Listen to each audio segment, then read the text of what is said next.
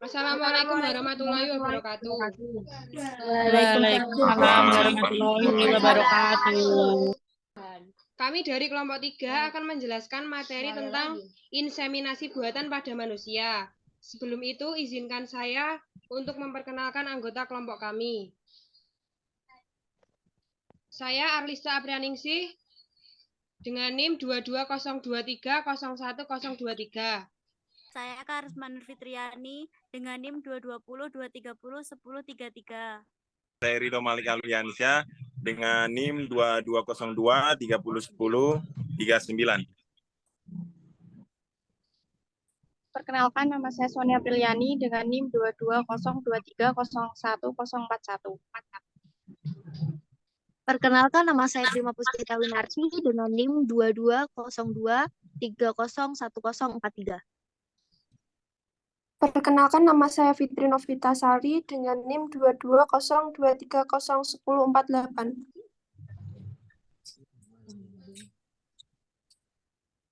Perkenalkan, saya Ariska Diansa Fitri dengan NIM 220230101051. Baiklah, pembahasan pertama yaitu pengertian dari inseminasi buatan yang akan dijelaskan oleh Sonia Aprilia. Baik, di sini saya akan menjelaskan tentang pengertian inseminasi buatan. Inseminasi buatan atau inseminasi artifisial adalah pemasukan secara sengaja sel sperma ke dalam rahim atau serviks seorang wanita dengan tujuan memperoleh kehamilan melalui inseminasi dengan cara selain berhubungan seksual.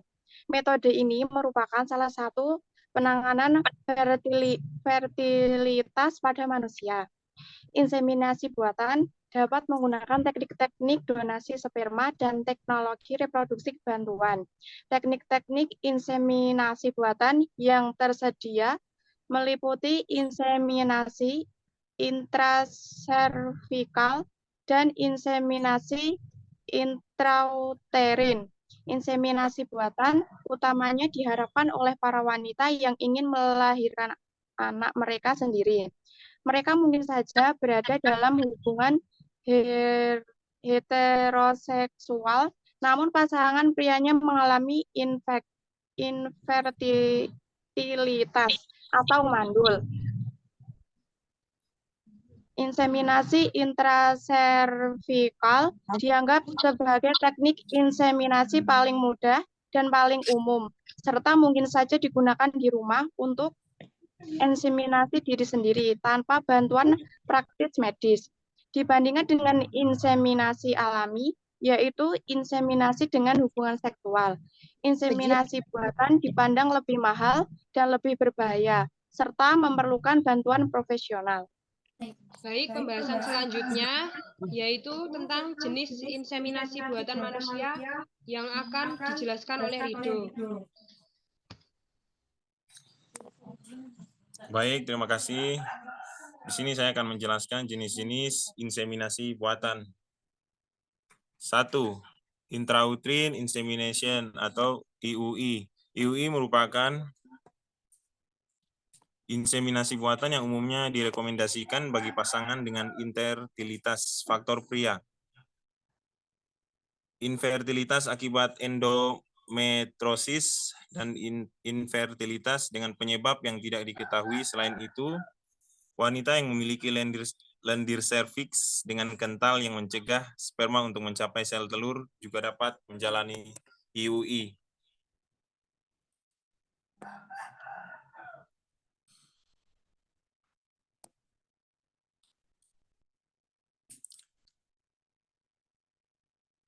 Yang kedua, intravaginal insemination atau IVI. Mengutip Very Well Family, IVI adalah jenis inseminasi buatan yang paling sederhana dan melibatkan penempatan sperma ke dalam vagina seorang wanita. Metode inseminasi ini dapat digunakan pada wanita yang tidak memiliki masalah kesuburan apapun. termasuk wanita yang sering mengalami rasa sakit ketika berhubungan seksual, bukan karena masalah medis. Yang ketiga, intracervical insemination. Inseminasi intracervical ICI adalah salah satu prosedur inseminasi buatan tertua dan paling umum sejak tahun 1880-an, mirip dengan inseminasi intrautrin atau IUI. Ini melibatkan penempatan sperma langsung ke saluran reproduksi wanita untuk meningkatkan kemungkinan kehamilan. Dan yang keempat, intratubal insemination atau ITI. NY Reproductive Wellness menyebutkan bahwa ITI dapat dilakukan dengan dua cara. Cara pertama yaitu dengan cara memasukkan sperma ke dalam tuba falopi menggunakan bantuan kateter. Selanjutnya, pembahasan selanjutnya yaitu proses dan tahap inseminasi buatan yang akan dijelaskan oleh Prima. Baik, saya akan menjelaskan tentang tahapan-tahapan atau proses dalam inseminasi buatan pada manusia. Yang pertama, stimulasi ovarium. Tahap ini dapat berlangsung antara 10-12 hari. Wanita akan diberikan injeksi gonadotropin dosis rendah. Jumlah folikel pelepasan sel telur yang diharapkan berkembang perlu dikontrol untuk mencegah kehamilan kembar. Yang kedua yaitu memantau waktu ovulasi. Timing inseminasi sangat krusial. Pemantauan tanda-tanda ovulasi menjadi sangat penting ketika dokter melihat bahwa diameter 1 atau 2 folikel mencapai 16-18 mm, ovulasi akan didorong menggunakan suntikan hormon human chorionic gonadotropin atau HCG. Hormon ini diberikan dalam dosis tunggal di hari ke-12 sampai 14 dari siklus haid agar folikel melepaskan sel telur yang sudah matang. Yang ketiga, yaitu pengambilan sperma. Pengambilan sampel cairan sperma dilakukan di hari yang sama saat inseminasi dilakukan. Sampel diambil dengan cara masturbasi setelah puasa berhubungan intim selama 3-5 hari. Cairan sperma yang sudah diambil diproses terlebih dahulu melalui teknik kapasitasi sperma. Tujuannya untuk memaksimalkan konsentrasi sperma berkualitas tinggi di dalam satu sampel dan juga untuk mengatasi jenis masalah kesuburan. Dengan cara ini, sperma yang immotil dan berkualitas rendah dihilangkan termasuk sperma yang mati dan cairan semisal yang dapat menyebabkan kram perut berat pada wanita. Proses ini memakan waktu sekitar 2 jam. Yang keempat yaitu proses inseminasi itu sendiri. Kunjungan untuk inseminasi buatan memakan waktu sekitar 15-20 menit dan biasanya dilakukan di ruang praktek dokter. Prosedur inseminasinya itu sendiri hanya memakan waktu 1-2 menit dan tidak membutuhkan obat apapun termasuk obat anti nyeri. Untuk melakukan inseminasi, wanita harus berada dalam posisi litotomi, yakni posisi berbaring seperti mau melahirkan normal atau melakukan pap smear, lalu dokter akan memasukkan sperma ke dalam vagina. Setelah serviks terlihat, dokter pun memasukkan selang kateter yang telah terisi sampel sperma di dalam rahim. Sampel sperma kemudian disuntikkan secara perlahan di dalam rongga rahim. Setelah berada di saluran reproduksi wanita, sperma mampu bertahan hidup selama 3-5 hari, sedangkan sel telur hanya bertahan selama 24 jam. Oleh sebab itu, inseminasi harus dilakukan setelah wanita mendapat suntikan hormon HCG untuk memicu ovulasi.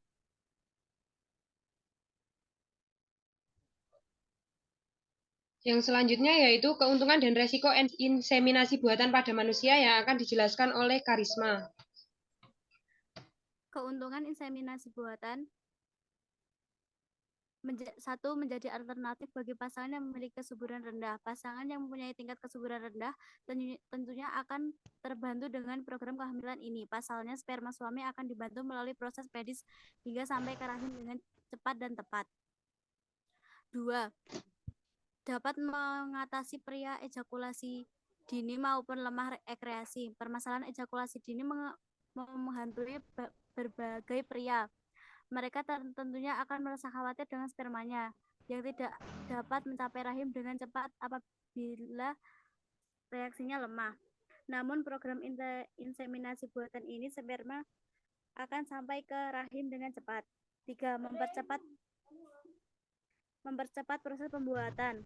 Program kehamilan sebenarnya tidak hanya inseminasi buatan, namun melalui program ini pembuahan sel sperma oleh sel telur akan segera terjadi. Hal tersebut dikarenakan sperma diletakkan pada rahim wanita sehingga mempercepat proses pembuahan yang terkendala.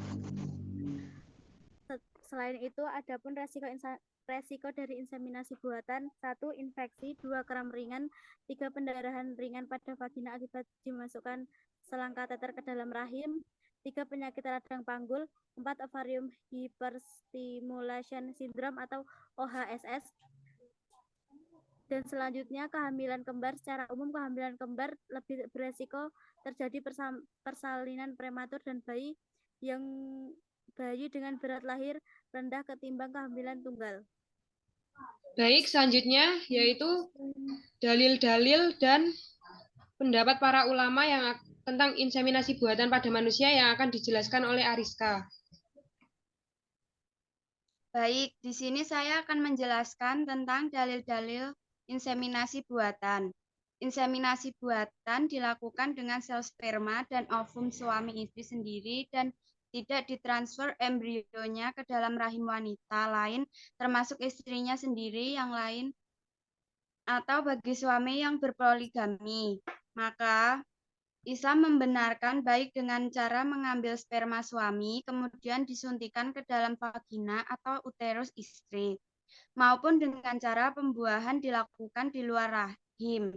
Kemudian buahnya atau fertilized gam ditanam di dalam rahim istri. Hal ini sesuai dengan kaidah hukum fiqh Islam. Hajat atau kebutuhan yang sangat penting itu diperlukan seperti dalam keadaan terpaksa atau emergensi, padahal keadaan darurat atau terpaksa itu memperbolehkan melakukan hal-hal yang terlarang. Dalil-dalil syar'i yang dapat menjadi landasan hukum untuk mengharamkan inseminasi buatan dengan donor lain sebagai berikut. Al-Quran Surat At-Tin ayat 4, yang artinya, sesungguhnya kami telah menciptakan manusia dalam bentuk yang sebaik-baiknya. Itu pada hakikatnya merendahkan harkat manusia atau human dignity sejajar dengan hewan yang diinseminasi. Al-Isra ayat 70, yang artinya, dan sesungguhnya kami telah memuliakan anak cucu Adam dan kami angkut mereka di darat dan di laut, dan kami beri mereka rezeki dari yang baik-baik, dan kami lebihkan mereka di atas banyak makhluk yang kami ciptakan. Hadis Nabi, hadis riwayat Abu Dawud, Al-Tirmizi, dan hadis dipandang sahih oleh Ibnu Sahibah. Tidak halal bagi seorang yang beriman pada Allah dan hari akhir menyiramkan airnya atau sperma pada tanaman orang lain atau vagina istri orang lain. Baik, pandangan para ulama. Masalah inseminasi buatan ini merupakan pandangan Islam termasuk masalah kontemporer karena tidak terdapat hukumnya secara spesifik di dalam Al-Quran dan As-Sunnah, bahkan dalam kajian fikih klasik sekalipun. Karena itu, kalau masalah ini hendak dikaji menurut hukum Islam, maka harus dikaji dengan memakai metode ijtihad yang lazimnya dipakai oleh para ahli ijtihad atau mujtahidin, agar dapat ditemukan hukumnya yang sesuai dengan prinsip dan jiwa Al-Quran dan As-Sunnah yang merupakan sumber pokok hukum Islam. Masalah inseminasi buatan ini sejak tahun 1980-an telah banyak dibicarakan di kalangan Islam, baik di tingkat nasional maupun internasional. Misalnya, Majelis Tarikh Muhammadiyah dan Muktamarnya tahun 1980. mengharamkan bayi tabung dengan sperma donor sebagaimana diangkat oleh Panu Masyarakat edisi nomor 514 tanggal 1 September 1986, Lembaga Fikih dalam Organisasi Konferensi dalam Islam atau OKI dalam sidangnya di Amman tahun 1986 mengharamkan bayi tabung dengan sperma donor atau ovum dan memperbolehkan pembuahan buatan dengan sel sperma suami dan ovum dari istri sendiri. Mantan Ketua ID, Dr. Kartono Muhammadiyah juga pernah melemparkan masalah inseminasi buatan dan bayi tabung. Ia menghimbau masyarakat Indonesia dapat memahami dan menerima bayi tabung dengan syarat sel sperma dan ovumnya berasal dari suami istri sendiri.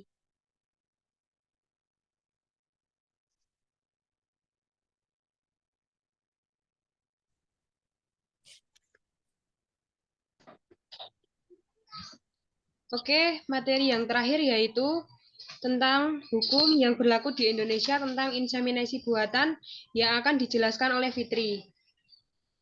Baik, di sini saya akan menjelaskan undang-undang dan peraturan tentang inseminasi buatan.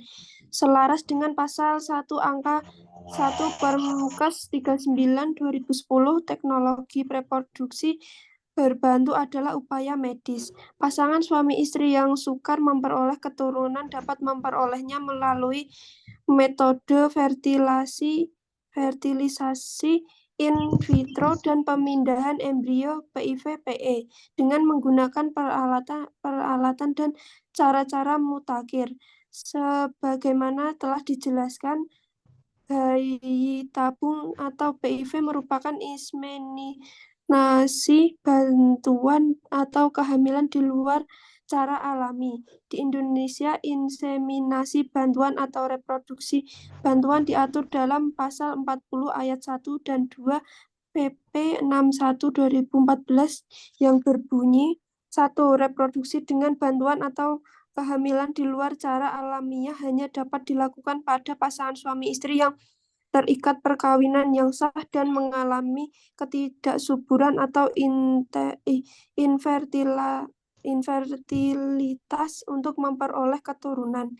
2. Reproduksi dengan bantuan atau kehamilan di luar cara alamiah sebagaimana dimaksud pada ayat 1 dilaksanakan dengan menggunakan hasil pembuahan sperma dan ovum yang berasal dari suami istri yang bersangkutan dan ditanamkan dalam rahim istri dari mana ovum berasal. Hal ini juga diatur dalam pasal 127 ayat 1 huruf A UU 39/2019 yang berbunyi, upaya kehamilan di luar cara alamiah hanya dapat dilakukan oleh pasangan suami istri yang sah dengan ketentuan hasil pembuahan sperma dan ovum dari suami istri yang bersangkutan ditanamkan dalam rahim istri dari mana ovum berasal. Baik, kesimpulan dari pembahasan kami akan disampaikan oleh Karisma. Kesimpulan inseminasi buatan adalah pemasukan secara sengaja sel sperma ke dalam rahim atau serviks seorang wanita dengan tujuan memperoleh kehamilan melalui inseminasi dengan cara selain berhubungan seksual. Metode ini merupakan salah satu cara penggunaan fertilitas pada manusia. Inseminasi buatan ada dua cara, yaitu fertilization in vitro atau dan gamet intrafellopian tubal.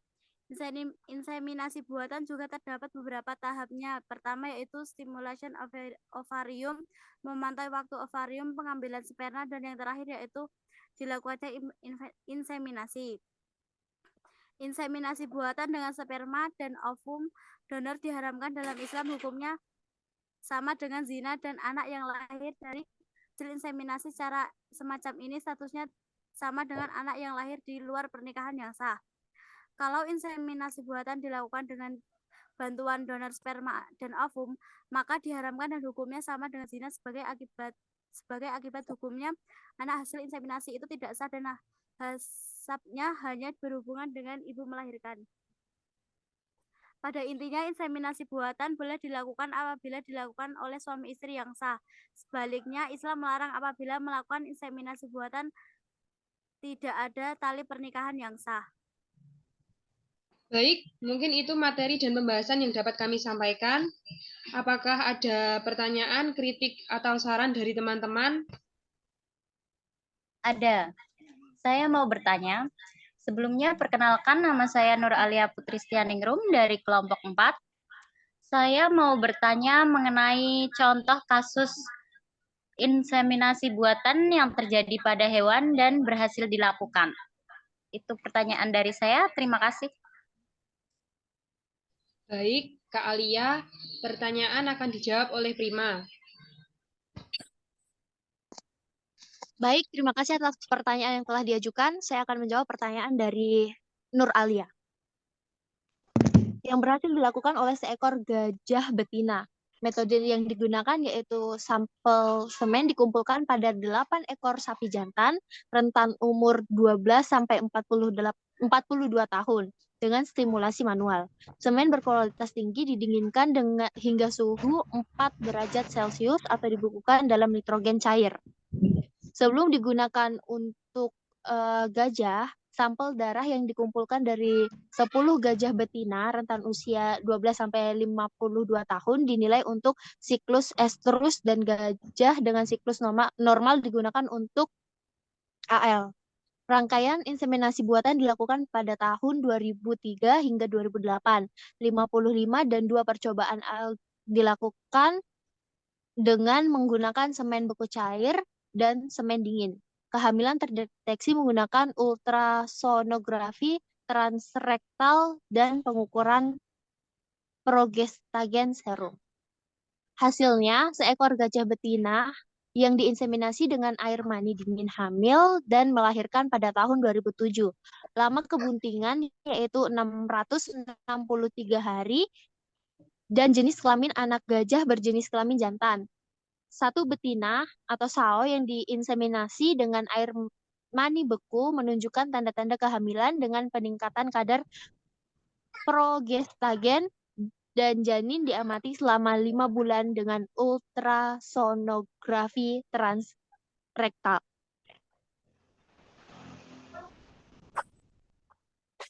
Demikian jawaban yang bisa saya sampaikan kepada Nur Alia. Apakah diterima? Diterima, Kak. Terima kasih jawabannya. Apakah ada pertanyaan selanjutnya dari teman-teman? Kalau tidak ada, mungkin cukup sekian dari kelompok kami. Bila ada kesalahan kata, kami mohon maaf. Wassalamualaikum warahmatullahi wabarakatuh. Waalaikumsalam warahmatullahi wabarakatuh.